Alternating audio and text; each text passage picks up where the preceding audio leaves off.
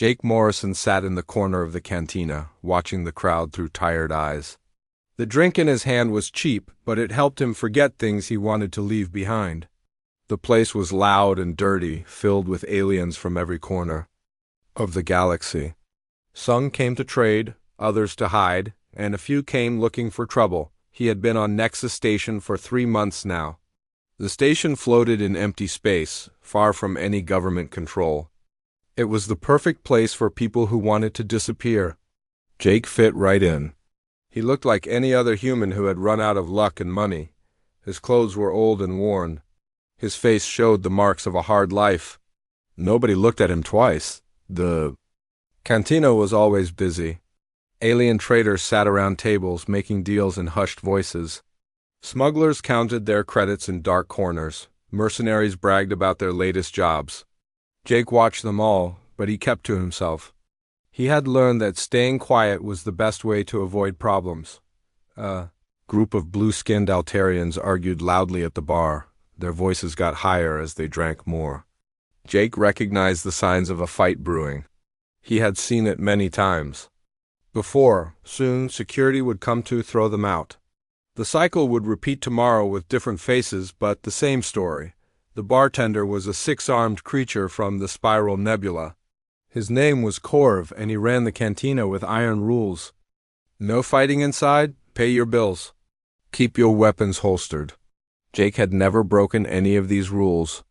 Corv liked customers who caused no trouble. Jake took another sip of his drink and checked the time on his wrist device. He had a job to do later, loading cargo onto a freighter bound for the Outer Rim. The pay was bad, but it was honest work. It kept him busy and gave him enough credits to buy food and shelter. A human woman sat down at the table next to him. She was young, maybe 25, with short red hair and nervous eyes. Jake could tell she was new to places like this. Her clothes were too clean, and she jumped every time someone raised their voice. She ordered water and sat watching the door like she expected someone to walk through it. Jake minded his own business. New arrivals either learned to survive or they left quickly. The station had no room for people who could not adapt. He had seen dozens of hopeful humans arrive looking for adventure or easy money.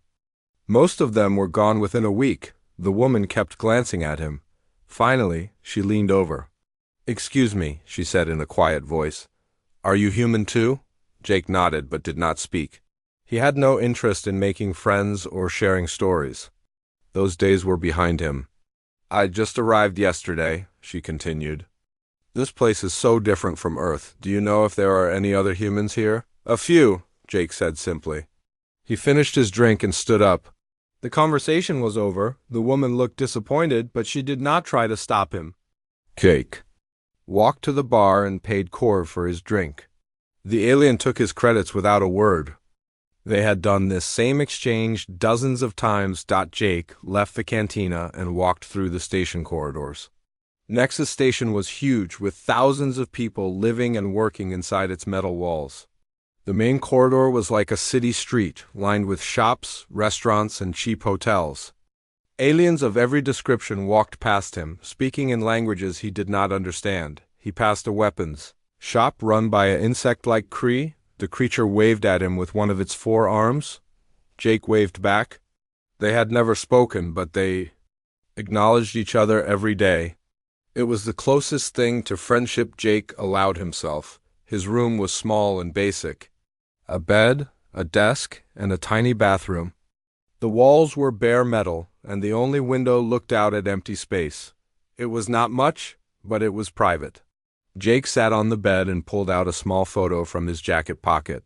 The photo showed him in military uniform, standing with 5 other soldiers. They were all smiling, young, and confident. The picture had been taken on Earth before everything went wrong. Before the war. Before Kepler-7. Before he became the man he was now. Jake looked at the faces of his dead friends for a long moment, then put the photo away. He had made a promise to himself when he came to Nexus Station. No more fighting, no more war. No more being the man he used to be. He just wanted to work, earn enough credits to survive, and be left alone. But deep down, Jake knew that his past would catch up with him eventually. It always did. Men like him could never really hide from what they had done or who they used to be. The galaxy was big, but it was not big enough to run from yourself forever, for now, though he had found peace in this corner of space. He would take whatever jobs came his way, keep his head down, and try to forget the soldier he used to be. Tomorrow would bring new challenges, but tonight he could rest. Jake lay down on his bed and closed his eyes. Outside his window, the stars remained the same as they had been for millions of years. Silent, distant, and eternal. Just like the memories he carried with him wherever he went. The next evening, Jake returned to the cantina at his usual time. He ordered the same cheap drink and sat in the same corner table. The routine had become comfortable to him. It was predictable and safe. The place was busier than normal. A new ship had docked that afternoon, bringing fresh faces and new trouble. Jake watched the newcomers carefully. 3 of them were Vorthic soldiers, huge reptilian creatures with thick scales and sharp claws. They wore military uniforms covered in medals and ribbons. The Vorthak were known across the galaxy as fierce warriors. Their empire had conquered dozens of worlds through brutal force. They believed that might made right, and they looked down on any species they considered weak. Humans were often targets of their contempt. The leader of the group was bigger than the others. His scales were darker, almost black, and his eyes glowed yellow in the cantina's dim light. Scars covered his arms and face, telling stories of many battles.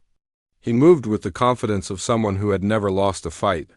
Jake heard one of the other aliens call him Commander Zektar. The name meant nothing to Jake, but the way others stepped aside when Zektar walked past told him everything he needed to know. This was a dangerous alien who was used to getting his way through fear, Zektar, and his soldiers took a large table near the center of the cantina. They ordered strong drinks and spoke loudly in their harsh language. Other customers glanced at them nervously and tried to avoid drawing attention. For the first hour, Jake ignored them. He focused on his drink and minded his own business.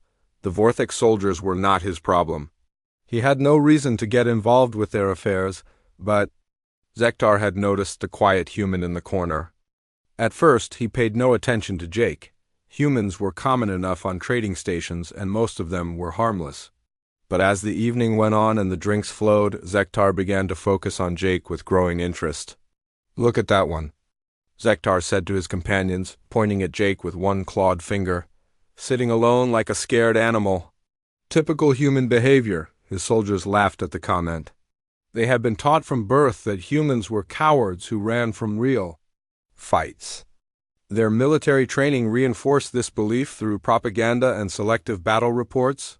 Zektar stood up, swaying slightly from the alcohol. He was nearly 8 feet tall, and his presence filled the cantina like a storm cloud.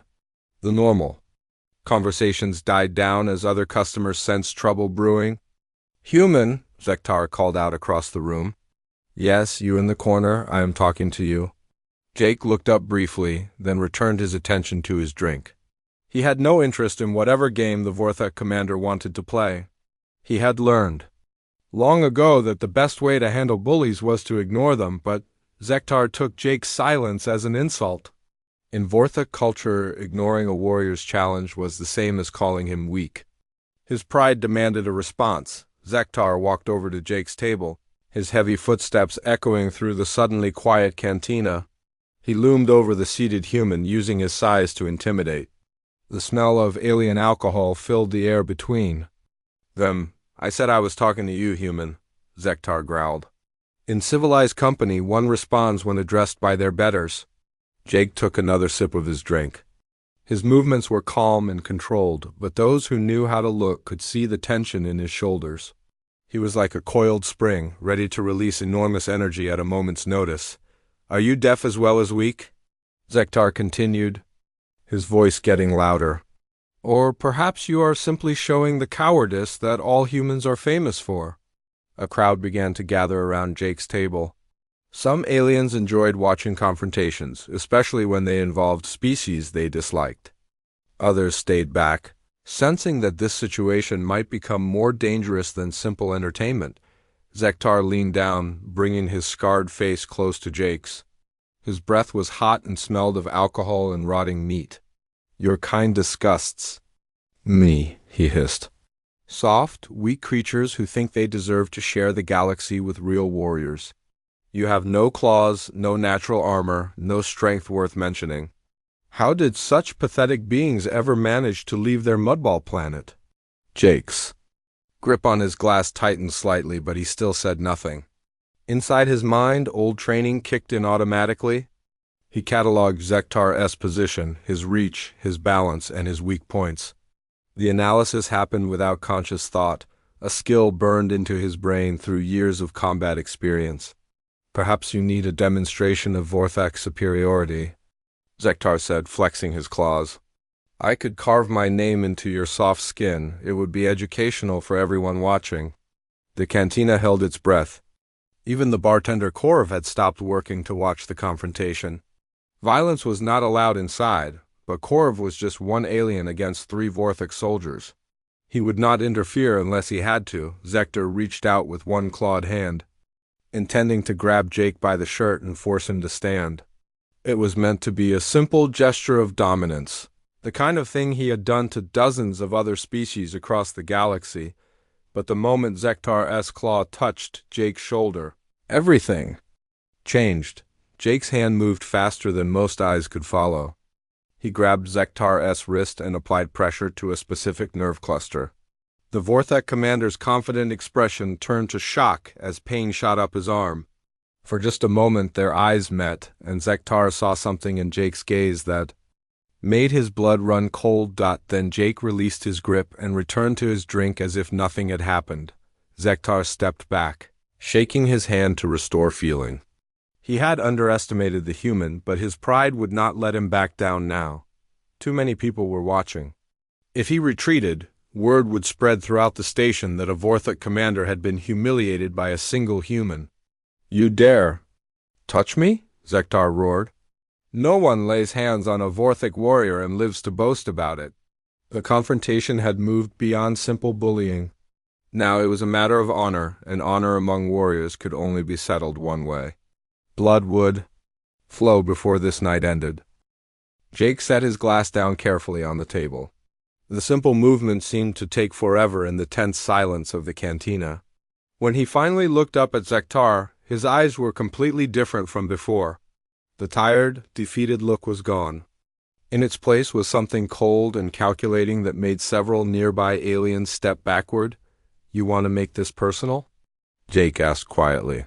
His voice was so calm it was almost whisper, but somehow everyone in the cantina could hear every word clearly. Zektar felt a chill run down his spine, but his pride would not let him show weakness. "Personal? This is about teaching a lesson to your entire pathetic species. Humans think they can walk among real warriors as equals, but you are nothing more than prey animals pretending to be predators." Jake stood up slowly. He was much smaller than the Vorthak commander, barely reaching Zektar's chest, but something about his movement made the alien take a half step back. It was the way Jake moved that caught attention. Not like a frightened civilian or even a trained soldier, but like death itself taking human form. "You talk a lot about lessons," Jake said, still in that deadly quiet voice. "Tell me something, Commander. Where did you learn about human weakness? What battles taught you that we are just prey animals?" Zektar straightened, happy to talk about his military victories. "I have fought your kind across 3 star systems. I have seen human colonies burn and watched your warriors run screaming from superior Vorthak strength. Your species cries like children when faced with real combat." "Specific battles," Jake pressed. "Names, dates, which human worlds did you personally conquer?" The crowd pressed closer, sensing that this conversation was building towards something explosive. Even Korv, the bartender, had come out from behind the bar, his 6 arms ready to grab weapons if needed. Zektar's chest swelled with pride. "Kepler 7 was my finest hour, a human research station filled with scientists and their families. They thought their military escorts could protect them, but we showed them the reality of Vorthak power.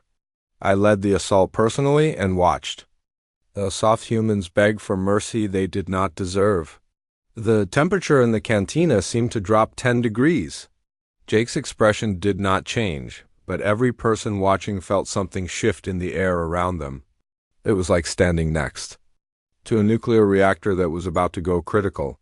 Kepler 7, Jake repeated slowly. You were there. I commanded the assault, Zektar boasted. 3 ships, 2,000 of our finest warriors. We expected to crush the human defenders in minutes. And we would have, if not for one cowardly human who hid in the station's lower levels and picked off my soldiers like a sniper. Jake's hands had gone very still at his sides. Tell me about this coward. Zektar spat on the floor. A human marine captain who was supposed to protect the civilians. Instead of facing us in honorable combat, he ran and hid like a rat. He used guerrilla tactics and terrorist methods.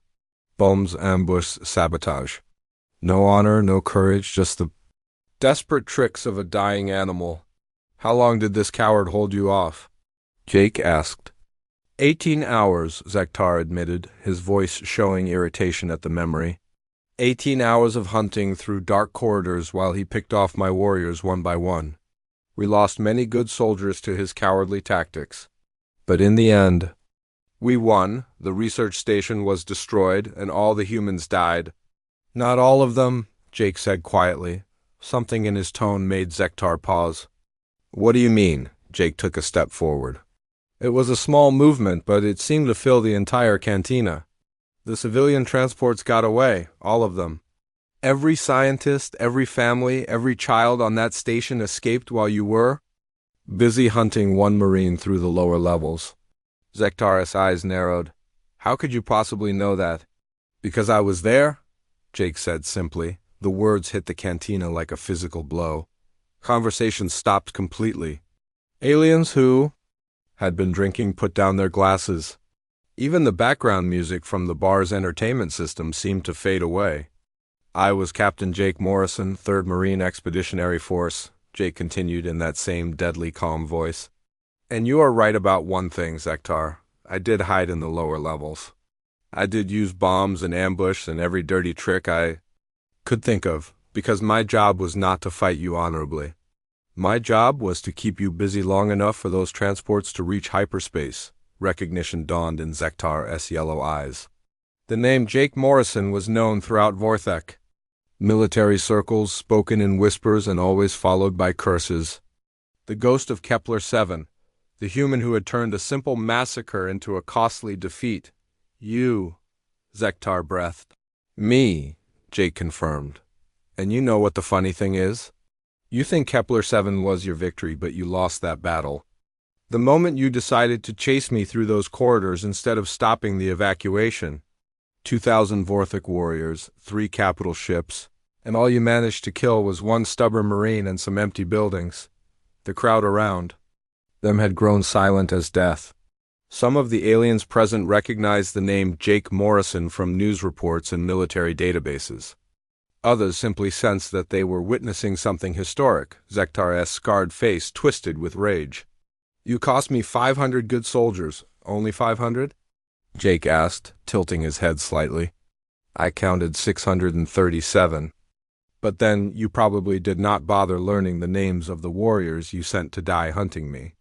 The Vorthek commander's claws extended fully, gleaming in the cantina's lights. You murdered them like a coward hiding in the dark instead of facing them in battle. Jake's smile was cold as space itself. No, Commander. I killed them like a professional. There is a difference, though I would not expect someone like you to understand it. The insult was delivered so quietly that it took a moment for its full impact to register. When it did, Zektar let out a roar of pure rage that shook glasses. On tables throughout the cantina, you dare, the alien bellowed, you dare question my honor. I do not question it, Jake replied calmly. I know for a fact you have none. A real warrior protects civilians, you target them? A real warrior leads from the front. You sent others to die while you stayed safely behind the lines. You are not a commander, Zektar. You are just a bully with an army. The cantina erupted in shocked murmurs. No one spoke to a Vorthak commander that way and lived to tell about it. But Jake Morrison was not just anyone.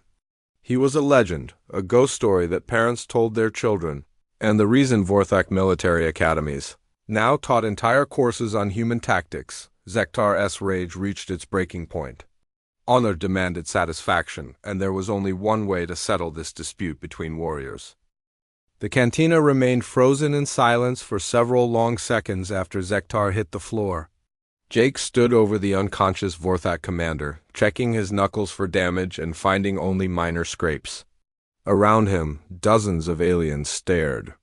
In complete shock at what they had just witnessed, then the crowd exploded into chaos.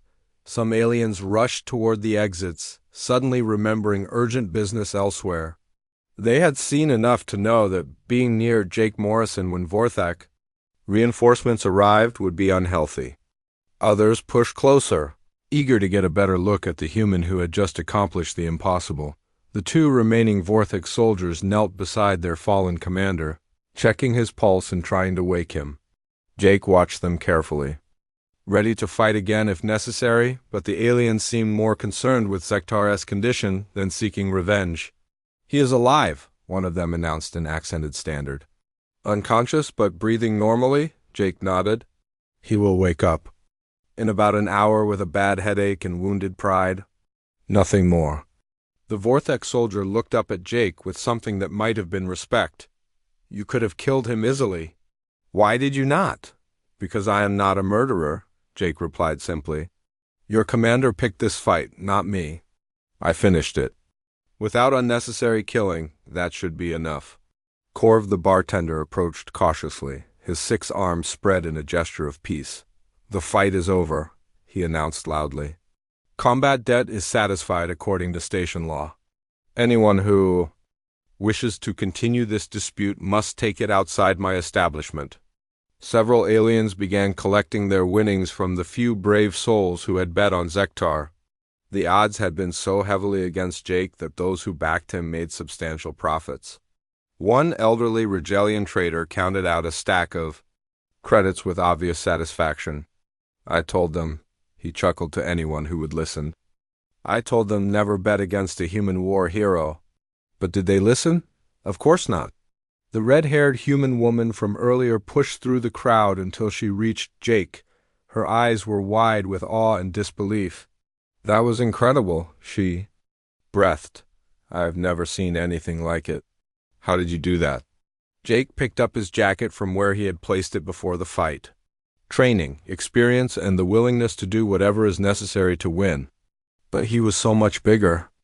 "Than you. Those claws could have killed you with one swipe." "Size is not everything," Jake said, pulling on his jacket. "Speed, intelligence, and adaptability matter more than raw strength. Every species has weaknesses. The trick is knowing how to exploit them." A new voice interrupted their conversation. "Captain Morrison?" Jake turned to see a middle-aged human woman in merchant captain uniform. She was tall and confident, with graying hair and intelligent eyes that had seen their share of trouble. Her ship uniform bore the insignia of an independent trader. "I am Captain Lisa Hayes of the cargo vessel Starbound," she said formally. "I wonder if I might have a word with you in private." Jake studied her for a moment, then nodded. They moved to a quiet corner table away from the crowds and excitement. Lisa signaled Korv for 2 drinks before settling into her chair. "I saw what you did here tonight," she began quietly. "That was not the work of a retired soldier looking for peace." "What do you want?" Jake asked directly. Lisa smiled at his bluntness. "Straight to the point. I like that. I run cargo to the frontier worlds, places where law enforcement is thin, and pirates are common. My ship is fast and well-armed, but cargo vessels attract attention from the wrong sort of people." "You want a gunner?" "I want a professional," Lisa corrected. "Someone who knows how to handle trouble before it becomes a crisis. The frontier colonies are growing fast, but they need supplies and equipment to survive. Someone has to make those runs, and it might as well be people who know what they are doing." Jake considered the offer while watching the crowd slowly disperse. The excitement was over, and normal business was returning to the cantina. But he knew that word of tonight's fight would spread quickly through the galactic communication networks. His quiet retirement was effectively over. The pay? He asked. Generous, plus a share of profits from successful runs. And you would have your own cabin with privacy. No questions asked about your past, and no pressure to discuss things you would rather forget. It was a tempting offer. Jake had grown tired of odd jobs and cheap rooms. The chance to see new worlds and maybe do some good in the process appealed. To him, more importantly, staying on Nexus Station was no longer safe. Too many people now knew who he was. "When do you leave?" he asked. "Tomorrow morning. We have a cargo run to New Geneva Colony in the Arcturus system. Medical supplies and farming equipment? Nothing exciting, but the colonists need it to survive." Jake finished his drink and stood up.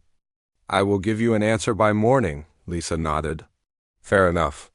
You can find me at Docking Bay 7 if you decide to join us." As Jake prepared to leave the cantina, he paused at Zektar's unconscious form. The Vorthek commander was beginning to stir, his yellow eyes fluttering open. When he saw Jake standing over him, confusion and anger warred in his expression. "This is not over, human," Zektar mumbled through swollen lips. Jake knelt down so they were at eye level. "Yes, it is. You challenged me to single combat and you lost. By your own laws, that settles the matter. If you want a rematch, you will have to wait until your honor recovers enough to justify another challenge." "My honor is intact," Zektar snarled weakly. "No," Jake said simply. "It is not. Everyone in this cantina saw you lose to a smaller, weaker human using nothing but skill and determination. That story will spread throughout the station by morning, and from there to every Vorthek world within a month. Your reputation as an unbeatable warrior is finished." The truth of those words hit Zektar harder than any physical blow. In Vorthak society, reputation was everything. A commander who lost in single combat to an inferior species would never hold respect again. Jake stood up and looked down at the defeated alien one last time. "Next time you want to pick a fight with a human," he said quietly, "you might want to ask what they did before they became a drifter."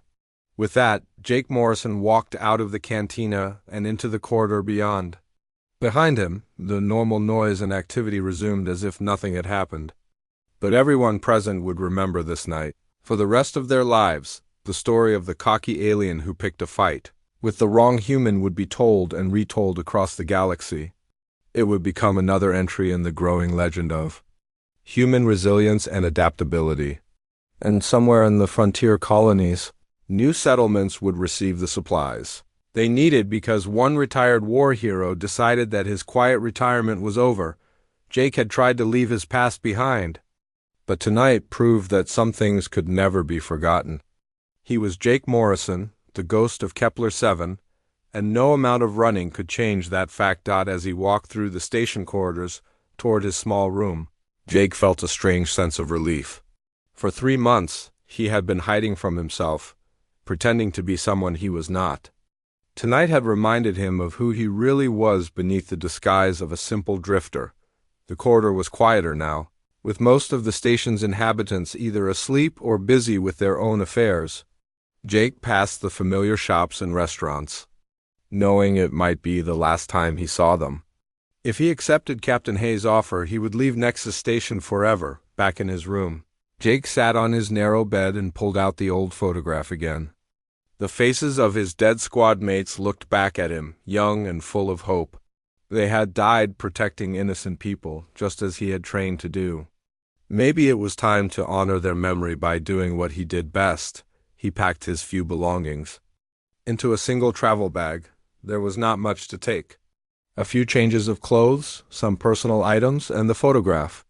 Everything else could be left behind or sold to whoever rented the room next. Jake opened his small window and looked out at the stars.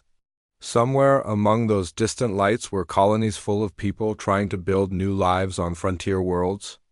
They needed supplies, protection, and hope. Maybe he could provide all three. The decision was made. Tomorrow morning, he would report to Docking Bay 7 and begin a new chapter of his life. Not as a hiding drifter, but as Jake Morrison, professional problem solver. He sealed his bag and set it by the door, then lay down on the bed fully clothed. Sleep came easier than it had in months. For the first time since arriving at Nexus Station, Jake Morrison knew exactly who he was and what he was going to do. Outside his window, the stars continued their eternal dance, indifferent to the small human drama playing out below. But in cantinas and trading posts across the galaxy, the story was already beginning to spread. The tale of a cocky alien who picked a fight with the wrong human would become legend.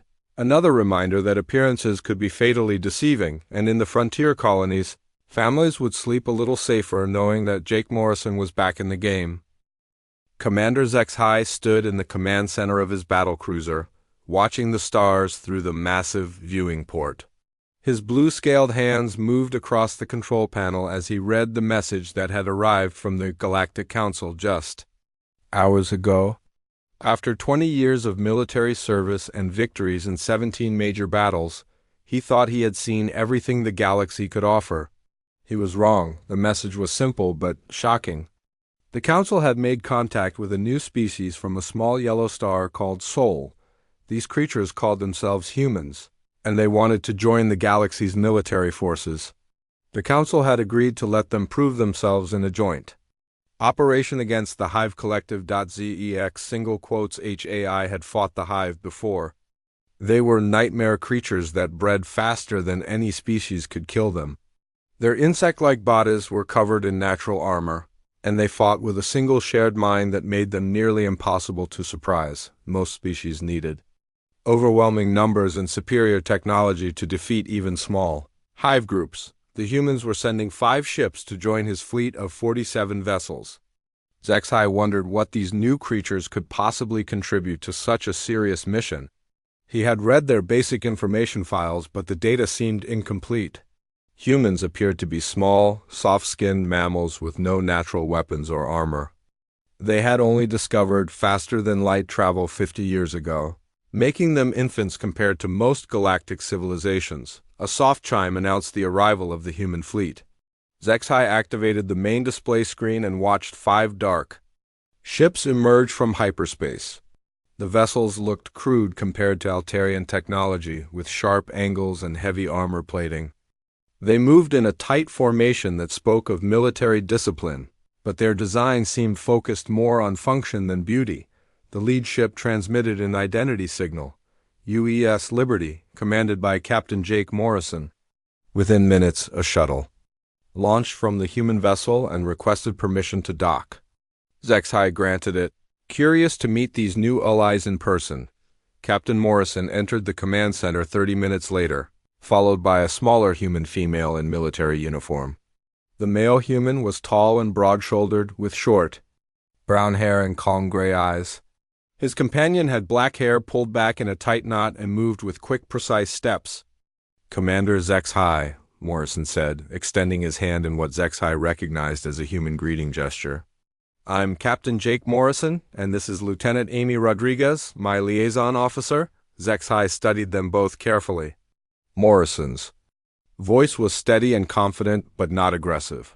Rodriguez remained silent, her dark eyes taking in every detail of the Altarian command center. Both humans carried small weapons at their sides, though they had followed diplomatic protocol by keeping them holstered.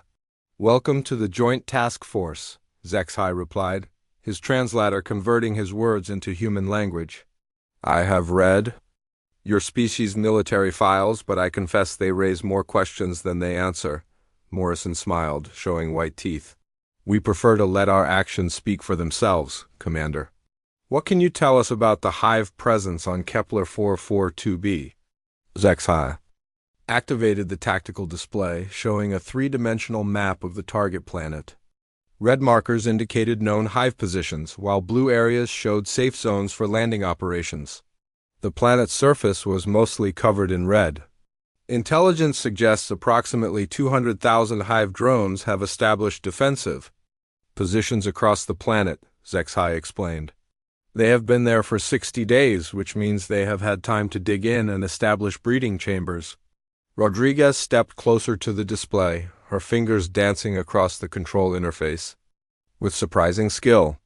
"What's their command structure like? Do they have centralized leadership or distributed decision-making?" The question surprised Zexhai. Most species focused on firepower and ship counts when planning attacks. The hive operates through a collective consciousness. They share thoughts and coordinate actions through biological communication networks. Destroying their command centers usually causes temporary confusion, but they adapt quickly. Usually, Morrison repeated, his gray eyes studying the tactical display, but not always. No, Zexhai admitted. Sometimes they seem to anticipate our attacks before we make them. Their shared mind allows them to process tactical information faster than individual commanders. Morrison and Rodriguez exchanged a quick glance that Zexhai almost missed.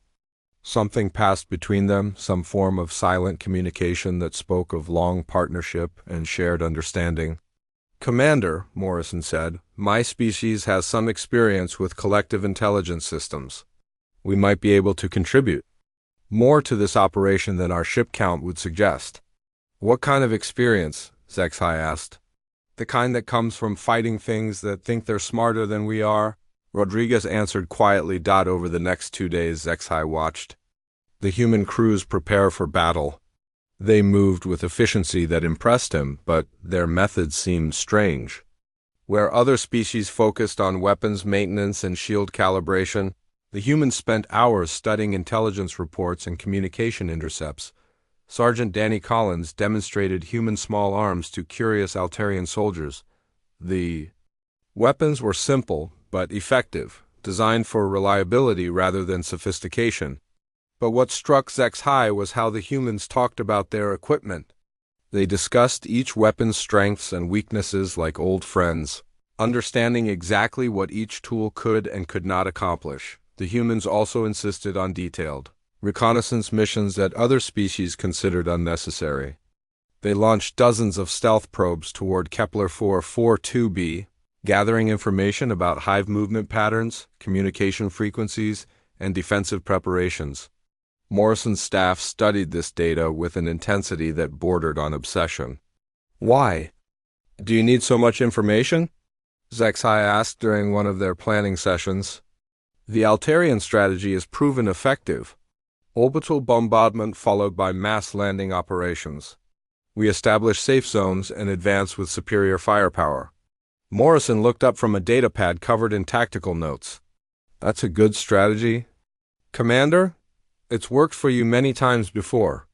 But you have a different approach? We have options, Rodriguez said, joining the conversation. Multiple ways to achieve the same objective, depending on what the enemy does. Zexhai found their confidence puzzling.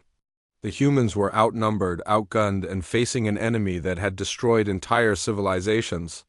Yet they seemed almost eager for the battle to begin. The night before the assault, Zexhai found Morrison standing alone in the observation deck, staring at the planet below. The human captain seemed lost in thought, his face calm but alert. Are your people ready for tomorrow? Zexhai asked. Morrison turned, his gray eyes reflecting the planet's pale light. We're always ready, Commander. The question is whether the hive is ready for us? Something in the human's tone made Zexhai's scales prickle with unease. Morrison spoke with the quiet certainty of a predator that had already chosen its prey. As dawn approached and the fleet moved into attack position, Zexhai began to wonder if the galaxy's newest species might be more dangerous than anyone realized.